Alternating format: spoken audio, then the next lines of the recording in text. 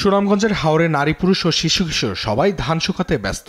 বৈশাখের রোদে তারা ত্রিপাল ও খলার মাটি ব্যবহার করে ধান শুকান। জেলার প্রায় ১৩৭টি হাওরের চিত্র একই। কৃষক পরিবারগুলো সকাল থেকে মরাখলায় ধান শুকাতে আসে। বজ্রপাতের পূর্বাভাস না পাওয়ায় কৃষক পরিবারগুলো আকাশের রং দেখে আন্দাজে মাঠে কাজ করে। ঝড় বৃষ্টিতে তারা খড়ের ছাউনি বা আইলে আশ্রয় নেয়, যা নিরাপদ নয় মোটেও। শ্রমিকরা কোনো সুরক্ষা ছাড়াই মাঠে কাজ করে। প্রতি হাওর লোকালয় থেকে ৫ থেকে ১০ কিলোমিটার দূরে ঝড় বৃষ্টিতে আশ্রয়ের অভাবে শ্রমিকরা বিপদে পড়ে। মাছ ধরতে গিয়ে জেলেরা বজ্রপাতে মারা যায়। গরু চড়াতে গিয়েও রাখালদের মৃত্যু হয়। গত ১৬ বছরে অবাস্তব প্রকল্প যেমন তালের বীজ রোপণ, বাসদণ্ড স্থাপন আর কিছু আশ্রয় কেন্দ্র নির্মাণে অর্থ অপচয় হয়েছে। কৃষকদের দাবি এসব উদ্যোগ তাদের কোনো ধরনেরই কাজে আসেনি।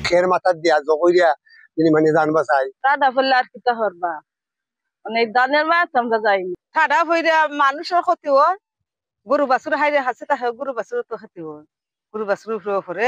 তবে এ ধরনের প্রকল্প গ্রহণ অত্যন্ত ব্যয়বহুল এবং সময় সাপেক্ষ ব্যাপার বলে জানান জেলা প্রশাসক। প্রতি বছর বজ্রপাতে প্রাণ হারাচ্ছে অসংখ্য মানুষ, তবুও নিরাপত্তায় নেই কোনো ধরনের কার্যকরী পদক্ষেপ। তাই দ্রুত কার্যকরী পদক্ষেপ দেখতে চান হাওরবাসী।